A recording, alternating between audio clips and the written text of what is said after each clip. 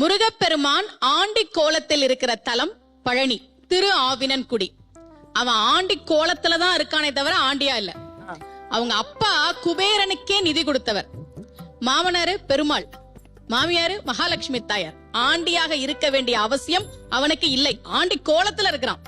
அந்த கோலத்தில் தன்னை வந்து வணங்குகிற பக்தர்களுக்கு ராஜபோக வாழ்க்கையை தரக்கூடியவன் தான் பழனி மலையில இருக்கக்கூடிய முருகப்பெருமான். காலையில ஆண்டியா இருப்பார். 6 மணிக்கு பழனி முருகன் கோவில்ல 6 மணிக்கு இந்த விஸ்வரூப தரிசனம் முடிஞ்ச பிறகு வரக்கூடிய கோலம் ஆண்டி கோலம். சாயந்தரம் ராஜ அலங்காரத்துல காட்சி தருவார். என்ன தெரியுமா?